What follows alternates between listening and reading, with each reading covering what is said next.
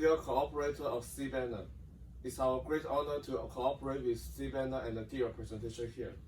Today, we are going to explore the cultural strategies of Chinese business in the UK, a case study of C-Banner. Please allow me to introduce my colleagues. 陈许乐、陈花花、高汉洲、龙颖 and 姚少峰。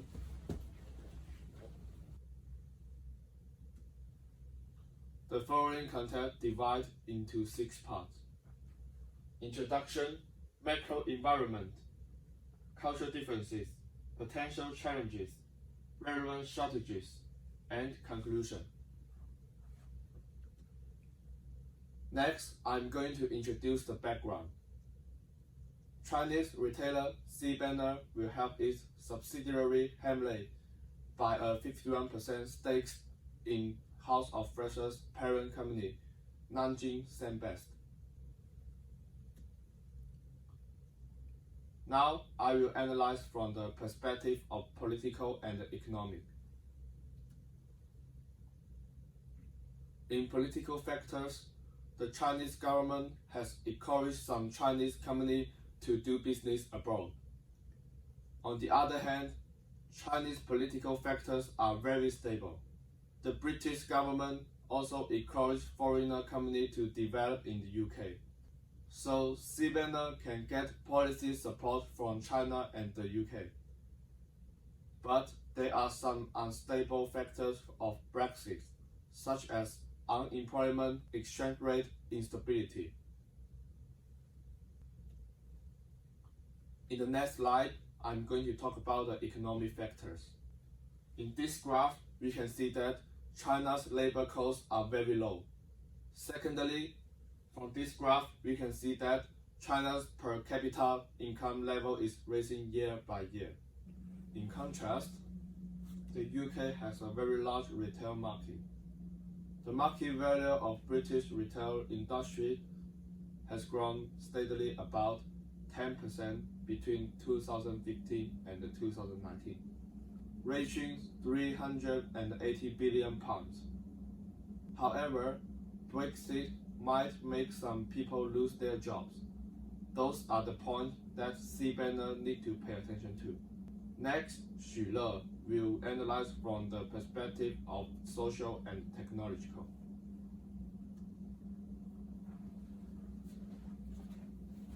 Thank you, Zihao.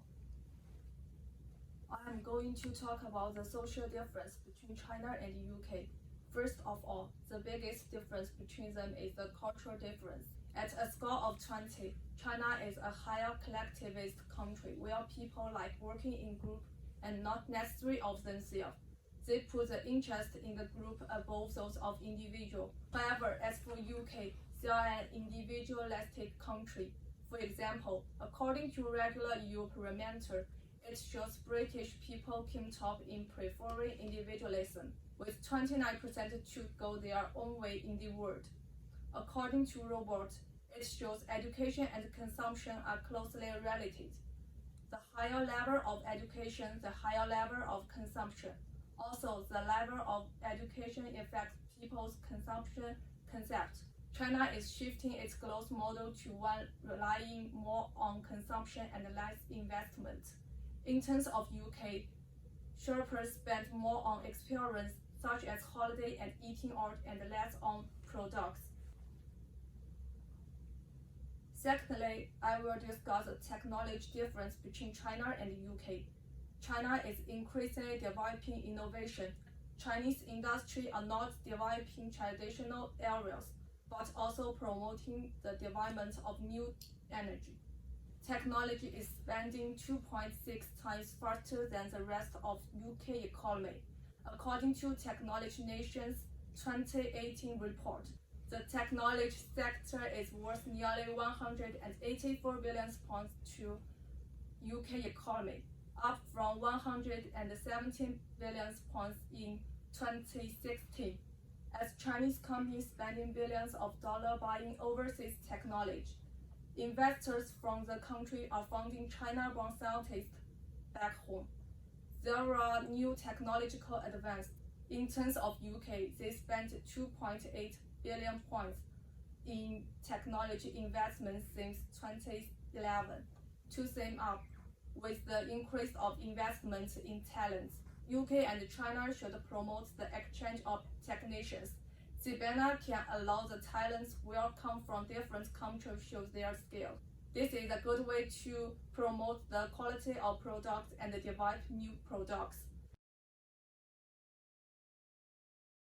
This is the end of my part, and then Huan will discuss the legal and environment difference between UK and China. Thank you, Xule. I'm Huan. I will discuss legal and environmental factors and analyze the legal factors from two parts. First,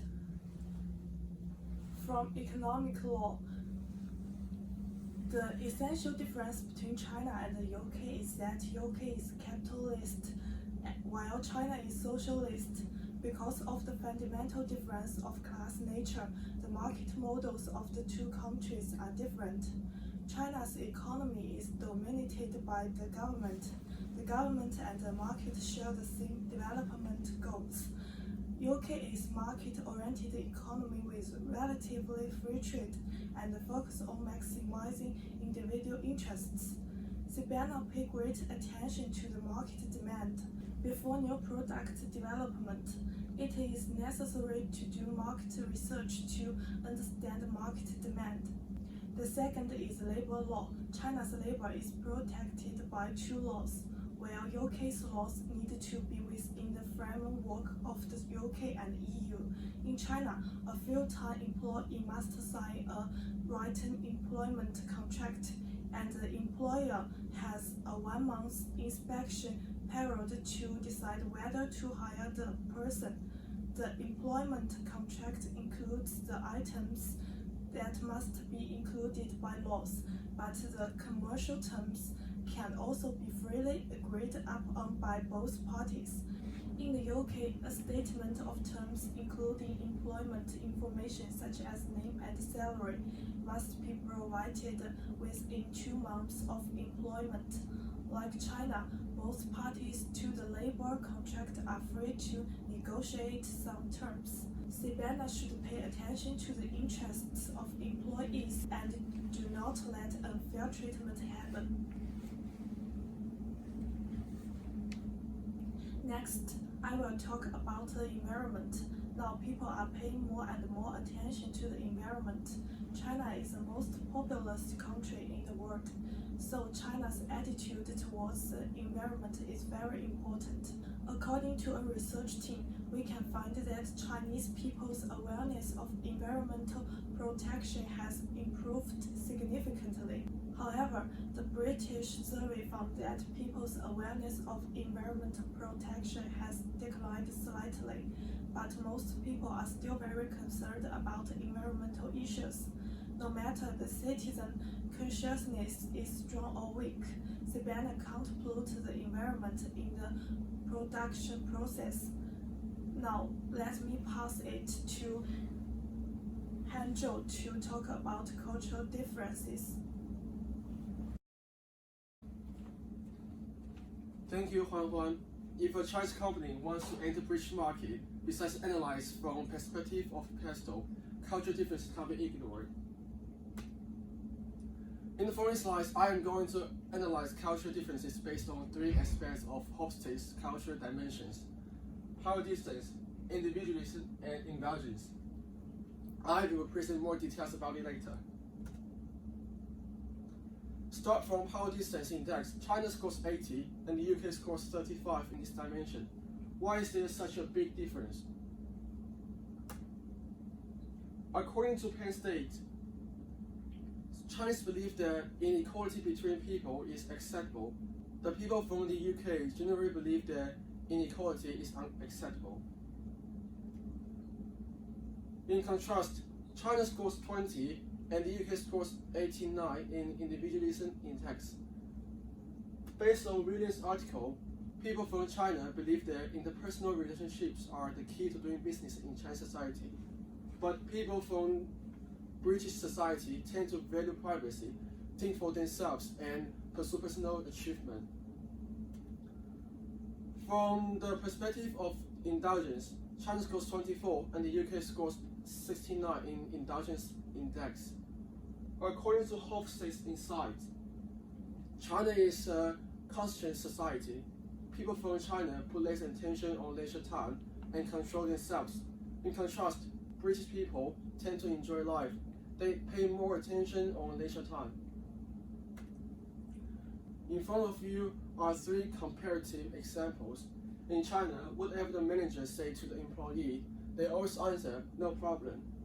But in the UK, employees will express personal opinion to the manager or refute the manager. To summarize, the management approach to these three cultural differences is that the management of C-banner should encourage employees to express their opinion, treat employees equally, and respect their personal time. Let's move on to the next part, Wolfgang Yin.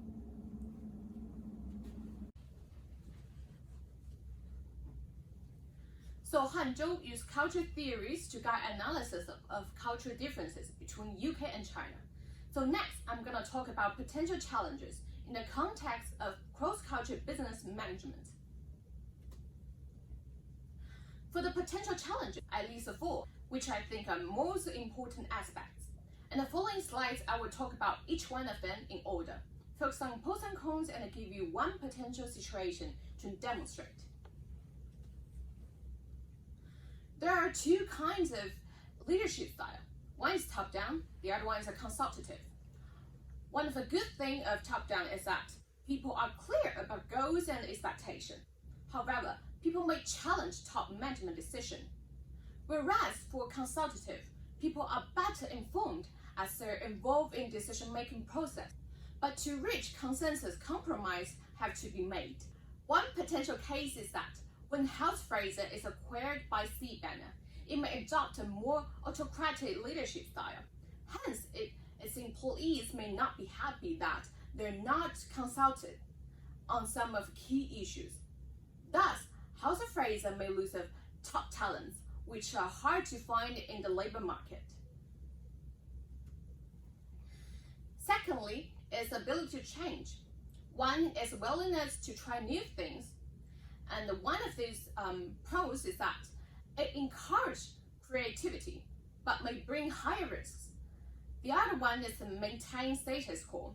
Compared with unwillingness to try new things, it's lower risks. But the downside is that it does not encourage a new way of doing things. Once again, let me give you a hypothetical situation.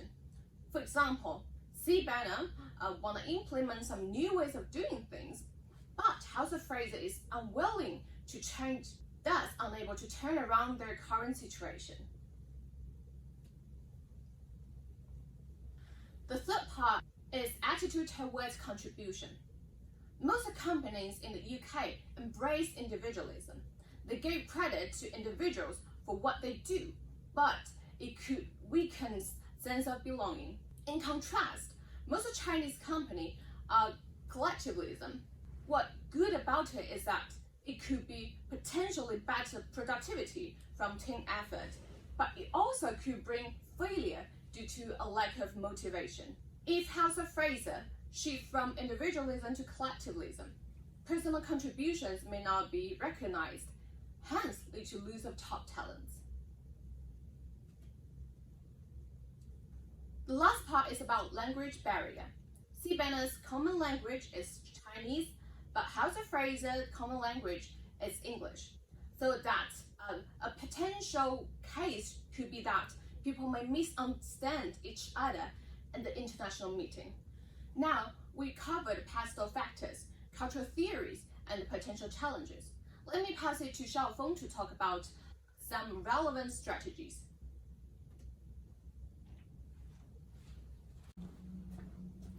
Thank you, Ying. Hello, everyone. Ying has shown some cultural challenges.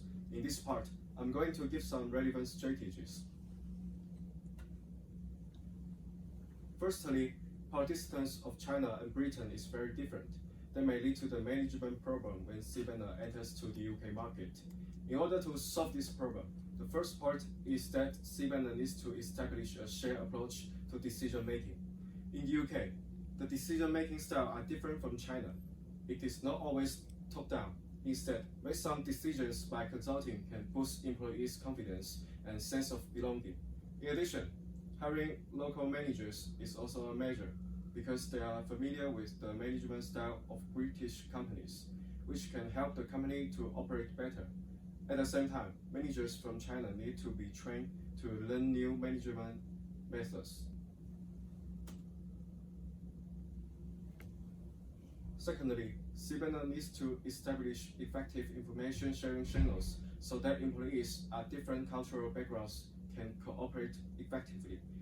For example, hold regular seminars where everyone can give their opinion on their recent work, suggestions on the operation of the company, and so on. The cultural management department of this company needs to pay attention to this because different value systems may lead to some misunderstanding, resulting in lower work efficiency. In addition, managers also guard against ethnocentrism. CBNR needs to promote cultural diversity and inclusion. Everyone needs to respect different cultures. Only mutual respect and understanding can enhance the cohesion of the company. Finally, it is important to put people with knowledge and experience of cultural change on key interface teams. These people can help companies assess and fix gaps in workplace communication, build respect and trust among employees, and get them to work together. This approach is to encourage people to change their behavior, recognize the company culture and atmosphere. It is also actively accept the new company culture, which can enable CBNR to integrate the team more quickly. Now, Hanzhou is going to give a conclusion of our presentation. Thank you, Xiaofeng. Based on personal analysis and analysis from cultural differences and potential challenges, we have summarized the following solutions. First, respect and embrace the diversity of employees, and employees at all levels treat each other equally. Second, organize group building to provide equal opportunities of communication for employees from different levels and cultural backgrounds. Third, in order to reduce labor costs to bring the consumption mode of Chinese consumers to the UK market, like mobile payment, online shopping, and shopping festival. So that's all what we want to present today. Thank you so much. The references are in the following slides.